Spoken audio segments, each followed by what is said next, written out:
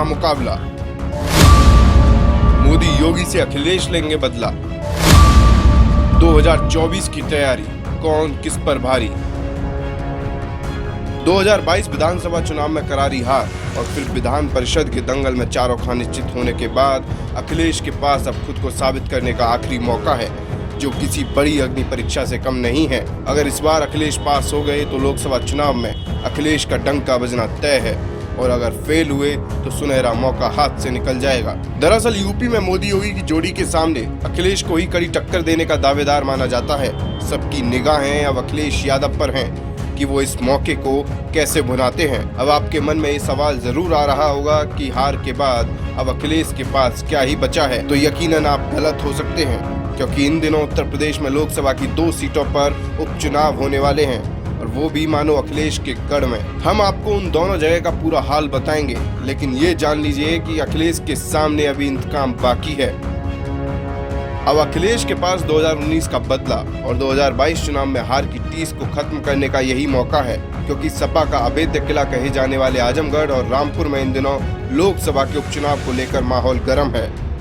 अखिलेश के मन में इंतकाम की आग है। यही वजह है कि इन उपचुनावों को वो हल्के में ना लेकर बड़ी रणनीति तैयार कर रहे हैं। अब सबसे बड़ा सवाल ये है कि क्या अखिलेश यादव अपने किले आजमगढ़ को बचा पाएंगे। दरअसल बहुत जल्द लोकसभा का उपचुनाव आजमगढ़ में होने वाला है, और ये सीट अखिलेश के इस्तीफे के बाद खाली हुई थी। अब अखिलेश के सामने इस अवैध किले को बचाए रखना बड़ी चुनौती है।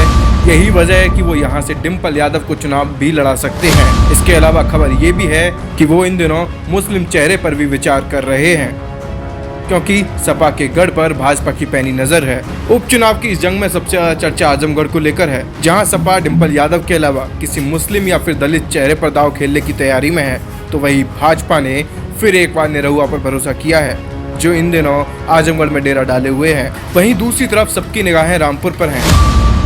सूत्रों से खबर है कि आजम के गढ़ को लेकर भी अखिलेश ने पुख्ता प्लान तैयार किया है। आजम खान के साथ अखिलेश ने उपचुनाव को लेकर चर्चा की है।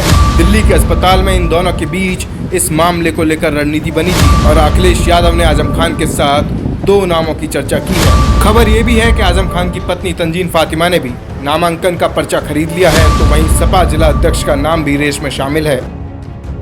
सूत्रों से पुख्ता खबर यह है कि अखिलेश ने रामपुर उपचुनाव के प्रत्याशी का फैसला आजम खान पर छोड़ दिया है। वहीं भाजपा ने आजम के करीबी कहे जाने वाले घनश्याम सिंह लोधी को मैदान में उतारा है। हालांकि यहाँ मायावती पहले ही वॉकओवर दे चुकी हैं।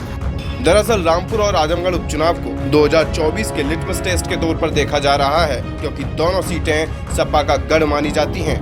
ऐसे में भाजपा इन दोनों ही सीटों पर सेंध लगाकर कमल खिलाने की कवायद में है, तो सपा अपने हाथों से किसी भी सूरत में इस किले को खोना नहीं चाहती।